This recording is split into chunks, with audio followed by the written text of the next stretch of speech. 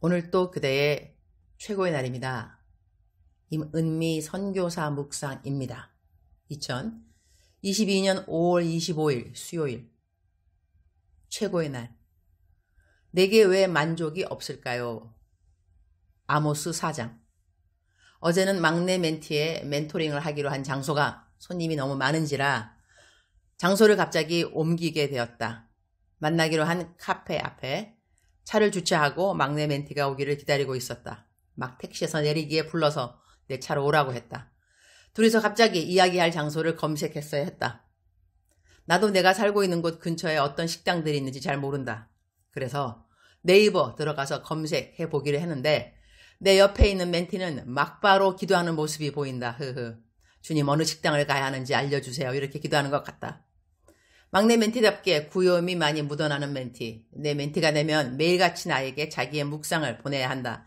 내 멘티 된 이후 단 하루도 거르지 않고 매일같이 묵상을 잘 보내고 있는 멘티이다.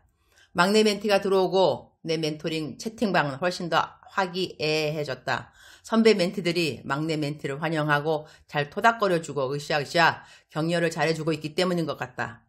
어제도 막내 멘티 처음으로 멘토인 나랑 멘토링 한다고 선배 멘티들이 자기 처음 멘토링 받던 날 기억하며 그때 경험들 올려주기도 하고 막내 멘티 멘토링 어제 잘 받으라고 다들 격려의 글들도 멘토링 방에 잊지 않고 올려주었다.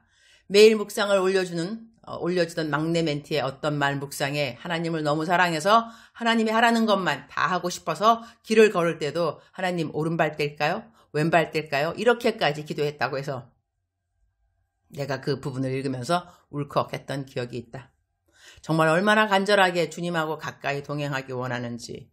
어제도 갑자기 식당을 찾아야 하니 막바로 주여 어느 식당 가야 하나요? 기도하는 작은 기도 소리가 들렸다.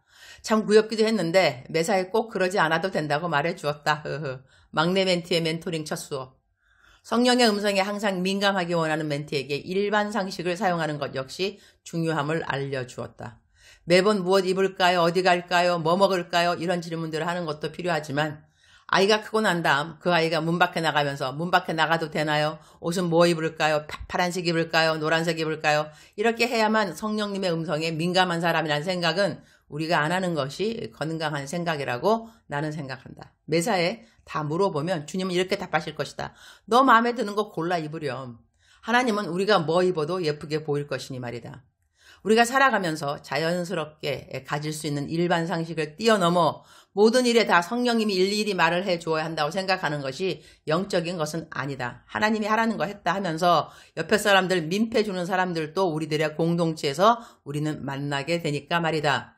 성경의 기본 원칙을 늘 생각할 필요가 있다. 성경은 이웃의 덕이 되라고 했다. 말을 하면 듣는 자에게 소용이 되는 말을 하라고 했다. 성령님이 나에게 하라고 하는 것이 이웃에게 덕을 끼치지 못한다면 벌써 성경적인 원칙에서 벗어난 것을 다시 한번 생각해 볼 필요가 있다는 것이다.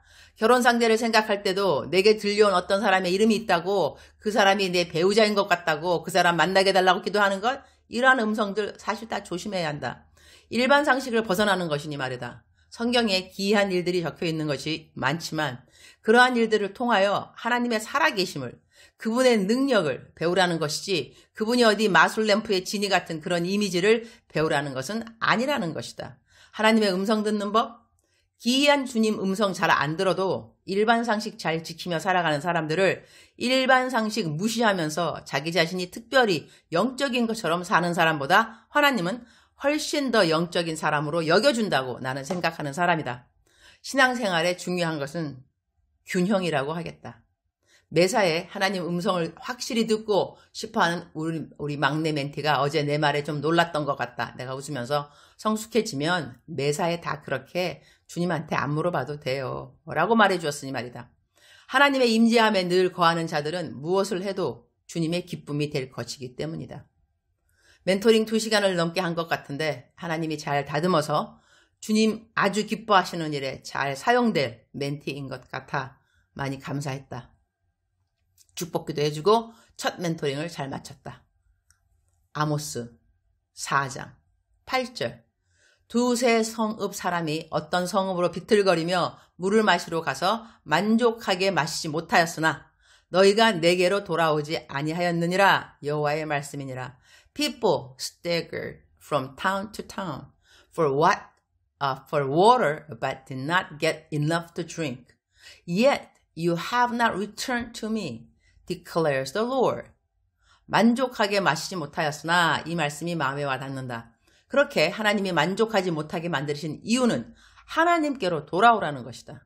우리들의 삶에 만족하지 못하는 부분을 만났는가? 오늘 아모스 4장에는 삶의 어떠한 영역에서 하나님이 그들의 만족함을 거두어 가셨는지 그 리스트를 쭉 말씀해 주신다. 아모스 4장 6절. 내가 너희가 사는 모든 성읍에서 끼니거리를 남기지 않고 너희가 사는 모든 곳에서 먹을거리가 떨어지게 하였다. 그런데도 너희는 나에게로 돌아오지 않았다. 주께서 하신 말씀이다. 7절. 그래서 추수하기 석 달 전에 내리는 비도 너희에게는 내리지 않았다. 또 내가 어떤 성읍에는 비를 내리고 어떤 성읍에는 비를 내리지 않았다. 어떤 들녘에는 비를 내리고 어떤 들녘에는 비를 내리지 않아서 가뭄이 들었다. 두세 성읍의 주민들이 물을 마시려고 비틀거리며 다른 성읍으로 몰려갔지만 거기에서도 물을 실컷 마시지는 못하였다. 그런데도 너희는 나에게로 돌아오지 않았다. 주께서 하신 말씀이다. 내가 입 마른 병과 깐부기 병을 내려서 너희를 치고 너희의 정원과 포도원을 황폐하게 하였다. 너희의 무화과 나무와 올리브 나무는 메뚜기가 삼켜버렸다. 그런데도 너희는 나에게로 돌아오지 않았다. 주께서 하신 말씀이다. 내가 옛날 이집트에 전염병을 내린 것처럼 너희에게도 내렸다. 내가 너희의 젊은이들을 칼로 죽였으며 너희의 말들을 약탈당하게 하였다. 또 너희 진에서 시체 썩는 악취가 올라와서 너희의 코를 찌르게 하였다. 그런데도 너희는 나에게로 돌아오지 않았다. 주께서 하신 말씀이다. 나 하나님이 옛날에 소돔과 고모라를 뒤엎은 것처럼 너희의 성읍들을 뒤엎었다.